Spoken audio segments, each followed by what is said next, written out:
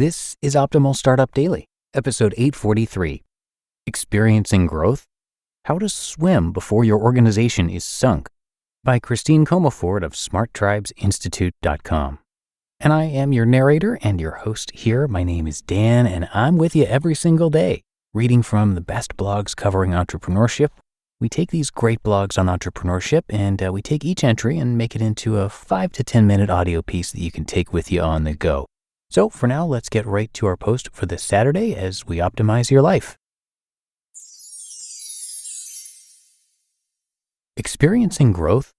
How to Swim Before Your Organization is Sunk, by Christine Comaford of SmartTribesInstitute.com. Are you in the midst of a mergers and acquisitions adventure? Growth can be threatening, but it doesn't have to be. My client had already acquired 3 competitors, tripled their headcount, and quintupled their revenue in only a 4-year period. Revenue had surged from $50 million to $250 million as they moved rapidly through 2 key inflection points. Though mergers and acquisitions, M&A, are an exciting and powerful path to rapid growth, they often bring tremendous stress, leading to critter state behavior. Assess what we found. The amount of change due to the acquisitions had hurt employee retention due to 4 competing cultures. One culture was very conservative, ties every day in every role. One culture was very laid back, jeans, flip-flops, and t-shirts. And one culture was middle of the road, like the parent company was. Since the cultures hadn't been integrated into a singular, cohesive one, silos had formed, slowing effective information flow and decision-making. And trust was low as a result. Now that the basic integration was done, it was essential to ask, who are we going to be together? What is our tribal identity? It was time to create trust and tribe. Lack of trust creates an environment where concerns quickly evolve into fears. And when fears collide with a belief that the system is failing or that one doesn't and never will belong, trouble results.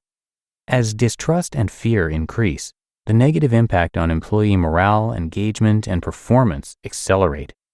The end results are disengaged employees, frustrated management, and lower profits. And the problem comes from 4 key emotional experiences. 1, a sense of injustice. The experience of unfairness tamps down the insula, the part of the brain responsible for emotional hurt and intuition. If a person is experiencing unfairness, they will spend more time in critter state, which adversely affects performance, decision-making, collaboration, overall peace, and happiness. 2, lack of hope. The experience of hopelessness is even more painful than unfairness, and it's below critter state on the emotional range. In neurolinguistics, the states of hopeless, helpless, worthless, and grief or terror are considered baseline states. It doesn't get worse than this. 3, lack of confidence. Depending on the person and the degree of lack of confidence, we'll likely see procrastination, reluctance to take risks, playing small, and, yes, more critter state. And 4, desire for change. This is encouraging as there's some energy here. Desire for change means we can envision a possible future where things are better. This lights up the ventral striatum, where we anticipate reward. If we can increase this experience, we can get into smart state. Act what we did. In this case, we had to release resistance, make new meaning, and establish a new identity, and enroll and engage. First, we did an SPM index to gauge how everyone felt and determine what they needed most. We found that people really wanted belonging, no surprise, and we did culture coaching for a year to create the cultural rituals to help people come together. The new blend of leadership team then took a roadshow to all sites to make everyone feel everyone is in it together, and to make clear that no single site is better than others. The main communication? You are safe here. We are all in this together, and everybody matters. We also had to acknowledge the grieving. After all, some well-loved employees had lost their jobs, and you can't have 2 HR departments and 2 finance divisions. And some product lines and service offerings were cut as well, since they weren't profitable or relevant to the new entity. So we designed parting rituals to minimize the grieving and acknowledge and appreciate the parting people's contributions. Together, we forged a new vision and set of company values, and of course, dress code, business casual. And we made sure to set up cross-functional teams that were, of course, diverse for all new initiatives, cultural, sales, marketing, or operational. In a word, we created more collaboration, communication, transparency, and mutual respect. Everyone owned that rebuilding trust is a shared responsibility. They were in it together. Mission. Why are we here as an organization? Why do we exist? What are we going to make happen because we exist? The mission is a long-term proposition that is lasting, that doesn't change. Vision. A vision is a picture of what you want, as far out on the horizon as you can see, as an organization or as an individual. This can be 3 to 5 years or even longer. What's the clear future you see for the organization? What do you want your world to be like?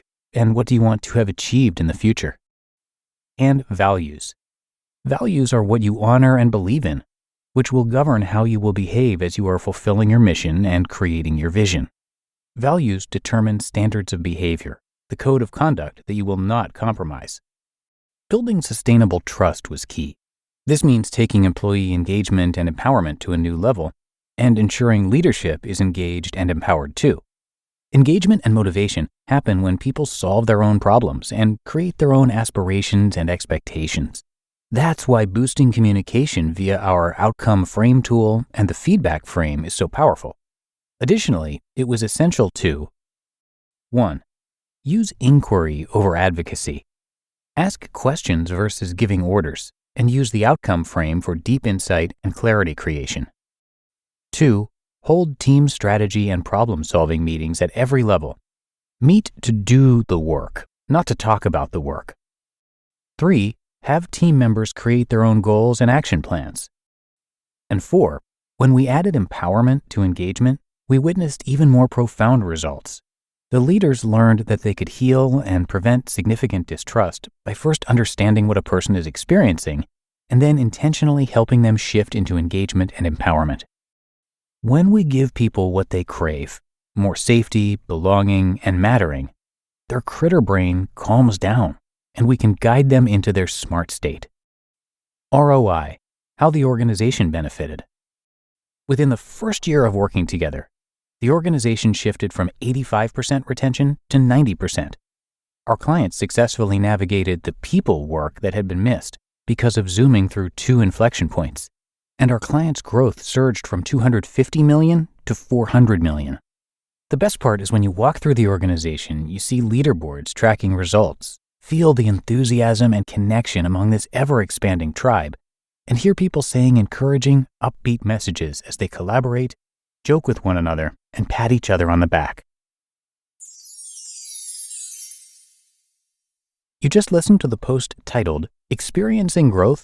How to Swim Before Your Organization is Sunk by Christine Comaford of SmartTribesInstitute.com. Inflation is running rampant, supply chains are clogged, and the labor market is tight. What does that mean for margins? You might not know. And if you don't know your numbers, you don't know your business. But not every business is in the dark. Over 33,000 businesses know their numbers because they use NetSuite by Oracle, the #1 cloud financial system.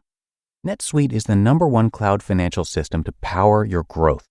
With visibility and control of your financials, inventory, HR, planning, budgeting, and more, NetSuite is everything you need to grow, all in one place.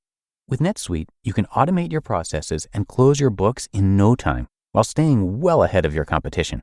In fact, 93% of surveyed businesses increased their visibility and control after upgrading to NetSuite.